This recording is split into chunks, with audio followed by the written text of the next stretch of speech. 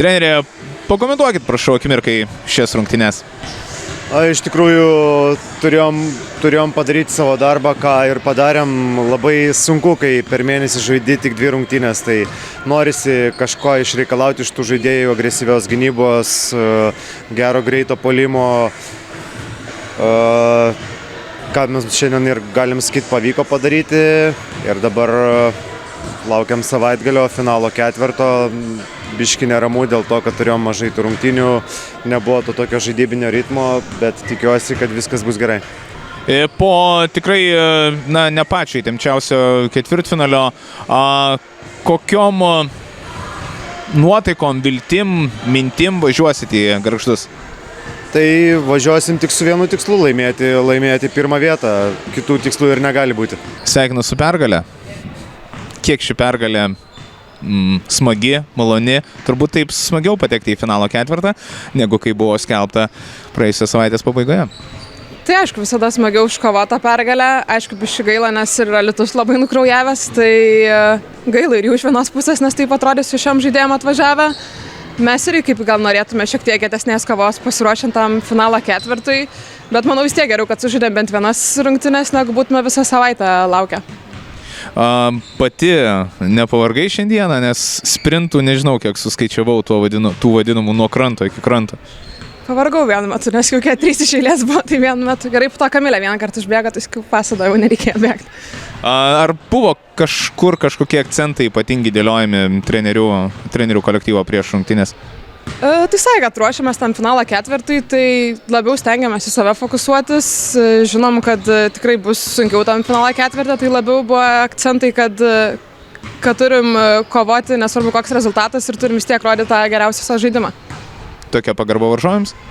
Žinoma, visus reikia gerbti. Trenerė, ką reikia pasakyti prieš rungtynes žaidėjams, kurios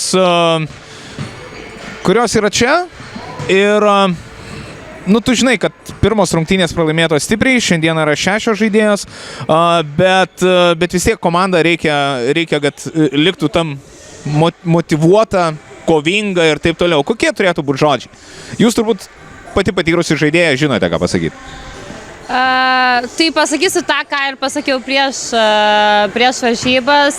Faktas, mes žinom, kokia yra situacija. 6 žaidėjos tikrai nėra gausu prieš tokią kibirkšties komandą, kur tolygus keitimai ir tas tempas yra 40 minučių ir dar tolygus spaudimas yra. Ir sunku atsilaikyti prieš tokią komandą. Ir savo žaidėjas, nemanau, kad reikia motyvuoti. Mes esam tikrai, turim iš savo prizmės pasižiūrėti, kad mes esam aukščiausioj lygoj. Kad ir kokie ten mes esam, kai kurie klubai, mes kimbam, stengiamės kibti tokius kaip kibirkšties, kartais pasiseka, kartais nepasiseka, šiandien tikrai nepasisekė su rezultatu, bet džiaugiuosi savo panom, vis tiek ėjom, darėm, tai gavas, nesigavo, yra kaip yra. Mes turime savo prizės pasižiūrėti, kad mes už tai irgi gaunam ir atlygį ir tu esi žaidėja, tu atėjai čia, tai ir turi būti motyvuota. Jei tu nesi motyvuota, tai geriau net nesirodyk čia. Tai ką žaidėjom pasakiau, kad kibirkštis taip yra stipri komanda ir mes turim žaisti savo žaidimą. Sezoną užbaigti garbingai ir nesileisti ir kovoti dėl kiekvieno centimetro. Kaip gavos, taip gavos, yra kaip yra. Džiaugiuosi, sveikinu priešininkų komandą, sėkmės finaliniam ketvirtyje. Ir ką, einam toliau. 1 metai šitam klubui, nenorėkim čia dabar eiti į pirmas vietas ir visą kitą. Lipdomės komandą, lipdome kaip klubas, nauja istorija yra kaip yra. Tai tiek žinių. Šitoks pasiūlymas būtų, sudėjus 2 paskutinės moterų lygos komandas gautųsi 12 žaidėjų. Tikrai taip, tai pasiūlymas yra.